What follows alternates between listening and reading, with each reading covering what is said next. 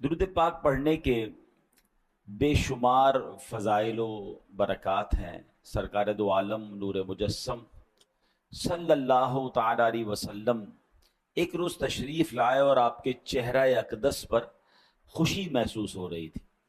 فرمایا میرے پاس جبریل امین علیہ السلام تشریف لائے، اللہ پاک کا پیغام دیا کہ اے محمد مصطفیٰ صلی اللہ تعالیٰ علیہ وسلم، کیا آپ اس بات پر راضی ہیں کہ آپ کی امت میں سے کوئی آپ پر درود بھیجے تو میں اس پر 10 رحمتیں نازل کروں، اور آپ کا امتی آپ پر سلام پڑھے تو میں اس پر 10 بار سلام پڑھوں۔ اچھا، یہاں ایک خوبصورت بات یہ پتہ چل رہی ہے کہ ایک تو اس حدیث سے ہمیں ایک درود پاک پڑھنے کی فضیلت پتہ چل گئی کہ ایک درود پر 10 رحمتیں ہیں، ایک سلام پڑھیں تو 10 سلامتیاں نازل ہوتی ہیں۔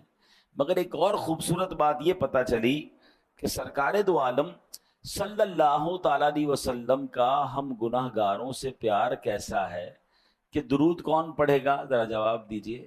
ہم پڑھیں گے۔ رحمتیں کس پر نازل ہوں گی؟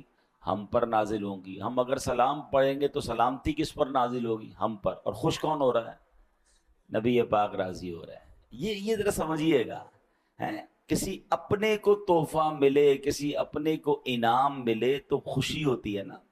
تو نبی پاک اپنی امت سے کتنا اٹیچڈ ہیں اور کتنا محبت فرماتے ہیں کہ خوشی مل رہی ہے کہ میری امت مجھ پر درود پڑے گی تو ان پر رحمتیں نازل ہو جائیں گی۔ تو یہ پتہ چلنا چاہیے کہ سرکار دو عالم علیہ الصلوۃ والسلام ہماری نیکیوں سے، ہماری اچھی باتوں سے بھی راضی ہوتے ہیں کہ میری امت اچھے اعمال کر رہی ہے اور وہ جنت میں جائیں گے۔ تو ہمیں نبی پاک علیہ الصلوۃ والسلام کی رضا کے لیے بھی درود پاک بھی پڑھنا ہے، خوب نیکیاں بھی کرنی ہیں، اور اپنے آپ کو انشاءاللہ گناہوں سے محفوظ بھی رکھنا ہے۔ آئیے مل کر محبت کے ساتھ درود پاک پڑھ لیں۔ صلو علی الحبیب صلی اللہ تعالی علی محمد صلی اللہ علیہ وسلم۔ آج قرآن پاک کی کون سی آیت اور اس پر ہم جو گفتگو کریں گے، ہماری کوشش یہ ہوتی ہے کہ کچھ قرآن کی باتیں کی جائیں، کچھ قرآن سے میسج لیا جائے۔ تو آج قرآن مجید فرقان حمید کی آیت ہے۔ اللہ کریم قرآن میں ارشاد فرماتا ہے، پارہ نمبر 1 ہے، سورہ بقرہ ہے، اور آیت نمبر ہے 85۔ بسم اللہ الرحمن الرحیم۔ افتؤمنون ببعض الكتاب وتکفرون ببعض فما جزاء من يفعل ذلك منكم الا خزي في الحياة الدنيا ويوم القيامة يردون الى اشد العذاب وما الله بغافل عما تعملون۔ آسان ترجمہ قرآن کنز العرفان۔ تو کیا تم اللہ کے بعض احکامات کو مانتے ہو اور بعض سے انکار کرتے ہو؟ تو جو تم میں ایسا کرے اس کا بدلہ دنیاوی زندگی میں ذلت و رسوائی کے سوا اور کیا ہے، اور قیامت کے دن انہیں شدید ترین عذاب کی طرف لوٹایا جائے گا، اور اللہ تمہارے اعمال سے بے خبر نہیں ہے۔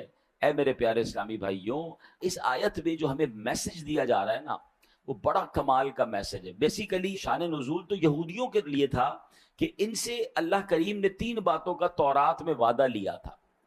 ایک دوسرے کو آپس میں قتل نہیں کرو گے، ایک دوسرے کو جلا وطن نہیں کرو گے، یعنی گھروں سے نہیں نکالو گے، تم میں سے کوئی شخص قید ہو جائے یا غلام بنا لیا جائے تو اسے خرید کر آزاد نہیں کرو گے۔ لیکن انہوں نے کیا کیا؟ 3 وعدوں میں سے 1-2 باتیں ماننا شروع کر دیں اور ایک اپنی مرضی سے قتل و غارت گری کرنے لگے۔ تو اب قرآن مجید فرقان حمید میں ان سے کیا کہا گیا؟ افتؤمنون ببعض الکتاب، تو کیا تم اللہ کے بعض احکام کو مانتے ہو؟ اور پھر کیا فرمایا؟ وَتَكْفُرُونَ بِبَعْضٍ، اور بعض سے انکار کرتے ہو، یعنی اپنی مرضی سے ایک حکم کو پک کر لیتے ہو، ایک کو چوز کر لیتے ہو، باقی چھوڑ دیتے ہو۔ ہیں؟ اب جو یہ کرتا ہے تو پھر اس کے بارے میں اس کی سزا کیا بیان فرمائی قرآن نے؟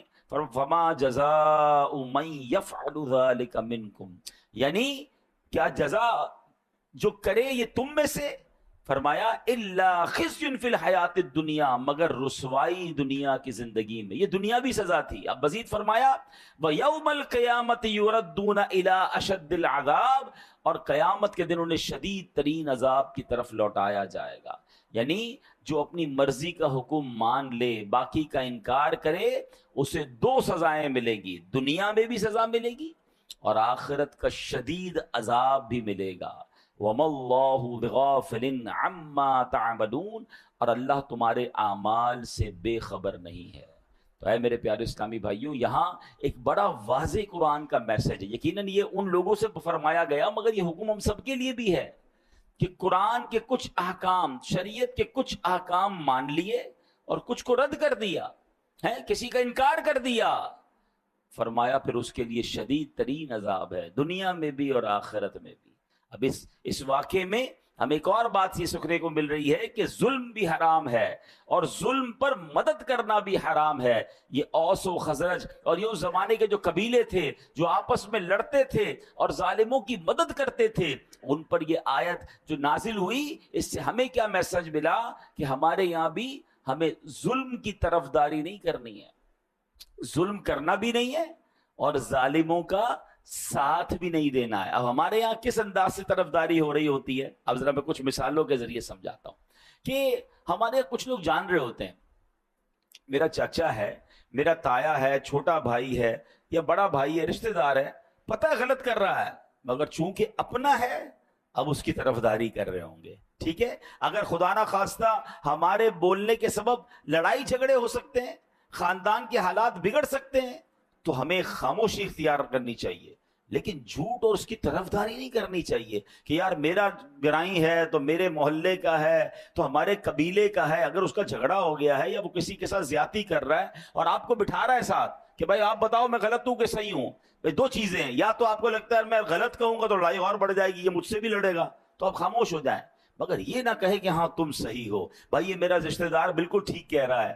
آپ کو فیصلہ انصاف کا کرنا ہے، آپ کو طرفداری ظالم کی نہیں کرنی ہے، کیونکہ یہی وہ غلطی ہے کہ کچھ قرآن کے احکام کو مان رہے ہیں اور کچھ جناب چھوڑ رہے ہیں۔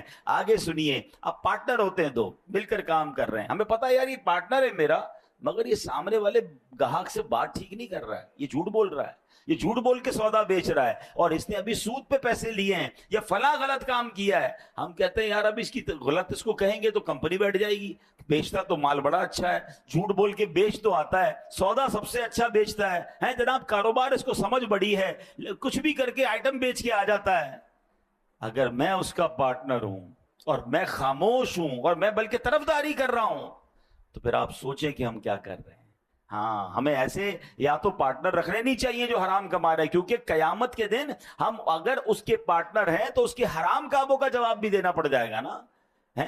بہت سارے شیئر کمپنی کے کاروبار کو جو علماء منع کرتے ہیں اس کی ایک بڑی وجہ علماء یہ بیان کرتے ہیں کہ آپ جناب اس کمپنی میں ایک طرح سے پارٹنر بن جاتے ہیں، آپ کو کیا پتا اس کمپنی میں کیا کیا حرام ہو رہا ہے، اس کی بڑی تفصیل ہے، میں نہیں کہہ رہا سارا کام غلط یہ سارا کام صحیح، آپ کسی صحیح عالم دین مفتی کے ساتھ بیٹھے تو صحیح، پارٹنر بننا آسان نہیں ہے کسی کا۔ اب اگر آپ کسی بھی چیز کے پارٹنر ہیں تو اس کے اچھے کے بھی پارٹنر ہیں، اس کے برے کے بھی پارٹنر بن گیا، تو یہ سوچنا ہوگا کہ کہیں میں غلط کام کی طرف تو نہیں جا رہا۔ اسی طرح لوگ معاذ اللہ آج کل کیا ہوتا ہے، کچہریوں میں جھوٹی گواہیاں دے رہے ہیں، اللہ اکبر، حالانکہ معلوم ہے کہ جھوٹی گواہی دے رہا ہوں، ظلم ہو رہا ہے، مگر کہیں یہ ایسا نہ ہو کہ کسی مظلوم کے ساتھ برا ہو جائے اور کسی ظالم کا فائدہ ہو جائے، تو پھر دنیا اور آخرت کے شدید عذاب کے لیے تیار رہیے۔ ایک بات یاد رکھیے کہ آپ کی لکھت سے، آپ کے کالم سے، آپ کی صحافت کی آواز سے، یا اگر آپ وکیل ہیں تو آپ کیس لیتے وقت بھی یہ دیکھیں،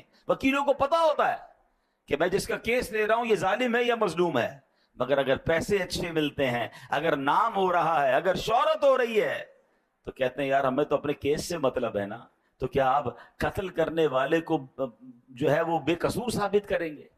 آپ یہاں تو تھوڑے پیسے کما لیں گے، ہو سکتا ہے قانون کو ڈاج دے کے کیس بھی جیت لیں، اللہ کی بارگاہ میں کیا جواب دیں گے؟ کبھی بھی ظالم کا ساتھ نہیں دینا ہے، کبھی جھوٹی گواہی نہیں دینی ہے۔ دو باتیں ہیں، شریعت کہتی ہے اگر آپ ظلم کے خلاف آواز نہیں اٹھا سکتے تو کم از کم ساتھ تو نہ دینا ہے، آپ خاموش ہو کے سائڈ پہ ہو جائیں، لیکن یہ ہونا ضروری ہے۔ اور جو ماشاءاللہ کہتے ہیں نا حسینی قافلے کے سپاہی ہوتے ہیں وہ تو ظلم کے خلاف کھڑے ہو جاتے ہیں، اور پھر کھڑے ہوتے ہیں، نقصان ہوتا ہے تو نقصان سے ڈرتے نہیں۔ بہرحال میرے پیارے اسلامی بھائیوں، ہم نے یہ بات سمجھنی ہے۔ اب آج کل ہمارے معاشرے میں ایک اور بڑا فتنہ آیا ہے، اور وہ کیا ہے، آدھی جہالت ہے، کیونکہ قرآن نے بڑا پیارا حکم دیا ہے، افتؤمنون ببعض الکتاب وتکفرون ببعض، تو کیا تم اللہ کے بعض احکام کو مانتے ہو اور بعض سے انکار کرتے ہو؟ تو اب ہوا کیا ہے، ایک بات یاد رکھیے گا، آدھا جاہل جو ہوتا ہے وہ بہت خطرناک ہوتا ہے، کیونکہ کچھ لوگ قرآن کی ایک دو آیتیں یاد کر کے، ایک دو حدیثیں یاد کر کے اب احکام شریعہ بیان کرنا شروع کر دیتے ہیں کہ یہ ناجائز ہے، یہ جائز ہے۔ ارے بھائی قرآن میں تو لکھا ہے، ایسا تو کر ہی نہیں سکتے۔ اب ہمارے بھولے بالے مسلمان، ہم نے بھی پورا قرآن نہیں پڑھا، ہم نے بھی علم دین حاصل نہیں کیا، اب کوئی سوشل میڈیا پر آ کر ایک قرآن کی آیت بتا کر سب کو گمراہ کر رہا ہے کہ جناب قرآن میں تو یہ حکم ہے۔ حالانکہ اگر قرآن کا حکم بیان کرنا ہے تو پورے قرآن کا مطالعہ کر کے بیان کرنا ہے۔ قرآن کی کچھ آیتوں میں ناسخ و منسوخ کے احکام ہیں، کچھ آیتیں پہلے نازل ہوئیں، کچھ بعد میں نازل ہوئیں، پہلا حکم ختم ہو گیا۔ اور جناب بعض اوقات حدیثوں میں بھی اس طرح ہوتا ہے، یہ علماء کا کام ہے کہ وہ تمام حدیثوں کا مطالعہ کر کے یا قرآن کریم کا پورا مطالعہ کر کے پھر ہمیں حکم بتاتے ہیں کہ اب حکم ہمارے لیے کیا ہے، ہم نے شریعت پر عمل کیسے کرنا ہے۔ عیسیٰ علیہ السلام کئی تیز تیز قدم کے ساتھ جا رہے تھے، ایک شخص ملا، کہتا علی جان اتنے تیز تیز کہاں جا رہے ہیں؟ تو کہا میں نے ایک بے وقوف کو دیکھ لیا ہے، اس سے دور بھاگ رہا ہوں۔ عرض کیا علی جان آپ تو بڑے شاندار شخصیت والے ہیں، بڑی شان والے ہیں، آپ تو مردے زندہ کر لیا کرتے ہیں۔ آپ نے بڑا خوبصورت جملہ فرمایا مردے زندہ کرنا آسان ہے، بے وقوف کو سمجھانا انتہائی مشکل ہے۔ ہاں، یہ بے وقوف کی جو دوستی ہوتی ہے نا، اور بے وقوف سے اگر کوئی دین سیکھ رہا ہے تو پھر اس کا بیڑا غرق ہی ہونا ہے۔ تو پہلے یہ چیک کیجئے کہ ہم علم دین کس سے سیکھتے ہیں، ہم جس سے سیکھ رہے ہیں اس نے بھی سیکھا ہے کہ نہیں سیکھا۔ اور جمعہ 8 دن ہوئے اور جناب بیٹھ کے ہمیں سکھانا شروع کر دیا، یہ باقاعدہ ایک پوری نالج ہے، یہ پوری ایک سائنس ہے، اور قرآن فہمی یہ ہر کسی کا کام نہیں ہے۔ اب آپ ذرا غور کیجئے یہ بے وقوف کہاں تک پہنچتا ہے جب ایک قرآن کی آیت سے معاملے کو سمجھے۔ مولا علی شیر خدا کرم اللہ تعالی وجہ الکریم کی شان کا عالم کیا ہے، میرے آقا فرماتے میں علم کا شہر ہوں، علی اس کا دروازہ ہے۔ مولا علی وہ ہیں، نبی پاک کی حدیث میں آتا ہے کہ علی کے چہرے کو دیکھنا عبادت ہے۔ سبحان اللہ، شیر خدا کے علم دین کا اور قرآن فہمی کا عالم یہ ہے کہ آپ فرماتے اگر میں سورہ فاتحہ کی تفسیر لکھنا شروع کروں تو اتنی کتابیں لکھ دوں کہ 70 اونٹ ان کتابوں کے بوجھ سے دب جائیں، اتنی ایک سورہ فاتحہ کی تفسیر۔ اب آپ سوچیں کہ مولا علی کے قرآن فہمی کا عالم کیا ہوگا، مگر آپ کے دور میں ایک فرقہ نکلا جس کا نام تھا خارجی فرقہ، اس نے پتہ ہے مولا علی پر کفر کا فتویٰ لگا دیا۔ آپ غور کریں کہ جس کی شان اتنی نرالی ہے، ان بدبختوں نے شیر خدا پر کفر کا فتویٰ لگایا۔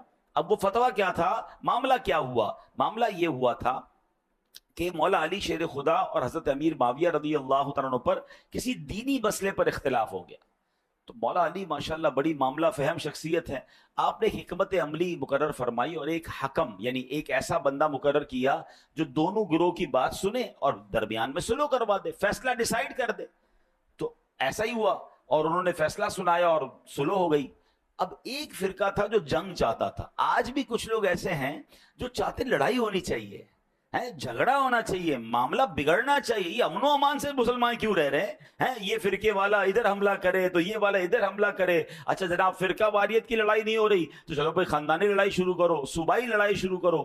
ان کی جنگ میں ان کو فائدہ ہے، پرابلم کریٹ ہوتی ہے تو جناب ان کو مزہ آ رہا ہوتا ہے، تو ایسے لوگوں سے بھی بچنا ہے۔ تو مولا علی نے بڑی حکمت عملی کا مظاہرہ کیا اور صلح ہو گئی۔ اب وہ جو خارجی فرقہ تھا انہوں نے کیا کہا، انہوں نے کہا اللہ تو قرآن میں فرماتا ہے ان الحکم الا للہ، حکم تو صرف اللہ کا ہے۔ مولا علی نے بندے کو ثالث بنا دیا، اس کے ذریعے فیصلہ کروا دیا، یہ تو کفر ہو گیا۔ آپ دیکھیں ایک قرآن کی آیت، اس کا ایک جز، اس سے اپنی عقل سے فیصلہ کیا اور جناب شور مچانا شروع کر دیا۔ اللہ اکبر، میرے شیر خدا مولا علی کا تدبر دیکھیں، آپ کی جناب صبر کا مقام دیکھیں، آپ تو اس قدر عظیم ہستی ہے کہ آپ حکم فرماتے نہ جانے کیا ہو جاتا۔ आपने फिर स्लो की तरफ बात आगे बढ़ाई। आपने जो तर्जमानुल कुरान है अब्दुल्ला इब्ने अब्बास रदी अल्लाह तआला अन्हु, कमाल का कुरान का इल्म था, उनको भेजा कि जाके जरा उनको समझाएं। हजरत अब्दुल्ला इब्ने अब्बास उनके पास गए, कहा बताइए क्या मसला है। वो कहते मसला ये, अल्लाह के सिवा तो कोई हकम बन नहीं सकता, कोई फैसला कर नहीं सकता, ये मौला अली ने इंसान को ये हुक्म कैसे दे दिया, तो जनाब माद अल्लाह ये कुफ्र हो गया। अल्लाह अकबर। अब सुनिएगा हजरत अब्दुल्ला इब्ने अब्बास का जवाब भी, और आजकल के दौर में ये जो आधी जहालत फैलाने वाले हैं उनको भी आपने जो है वो समझना है। उन्होंने कहा क्या तुमने सूरह माइदा की आयत नंबर 95 की तिलावत नहीं की है? अगर हालत एहराम में, अल्लाह क्या फरमाता है, अगर कोई हालत एहराम में किसी जानवर को मार दे, मसलन किसी ने खरगोश को मार दिया, अब हुक्म यह है कि उस जानवर की कीमत सदका करे। जिस कीमत का जानवर उसने मारा है एहराम की हालत में, उसकी कीमत को सदका करे। अब सवाल यह कि पता कैसे चले कि जनाब ये कीमत कितनी थी जानवर की, या खरगोश मार दिया या कोई भी जानवर, उसकी कीमत क्या थी।